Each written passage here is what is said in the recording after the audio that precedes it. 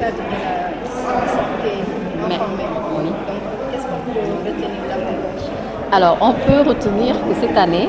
le ministère de la Santé, avec la direction de la santé de la mère et de l'enfant,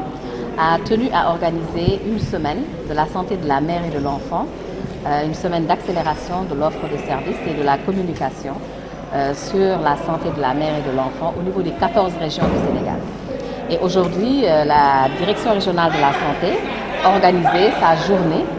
pour clôturer cette semaine de la santé de la mère et de l'enfant. Et durant cette semaine, au niveau de la zone opérationnelle qui est le district sanitaire, nous avons eu à faire des activités d'offre de services, des activités de consultation prénatale en stratégie avancée, en stratégie mobile,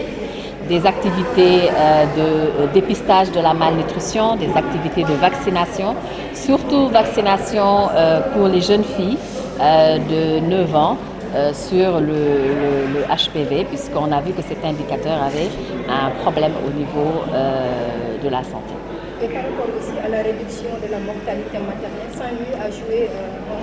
Alors, il faut dire que par rapport à la lutte contre la mortalité maternelle, au niveau de la région de Saint-Louis, nous avons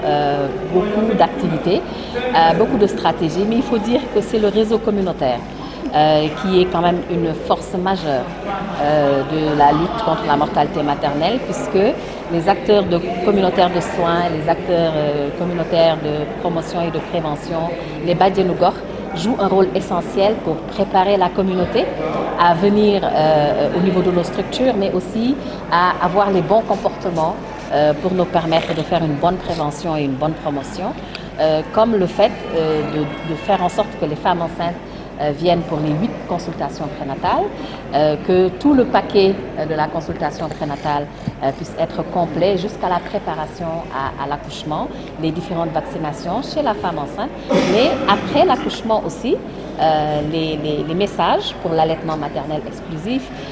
pour le suivi de l'enfant, pour une bonne alimentation de la mère et de l'enfant, pour leur permettre, pour les 1000 premiers jours de vie, d'avoir une sécurité pour bien commencer la vie. Oui, parce que vous savez que quand on détermine les causes de mortalité maternelle, il faut dire que l'hémorragie fait partie des premières causes de mortalité maternelle. Et même dans le cadre des complications chez l'enfant, des maladies de l'enfant,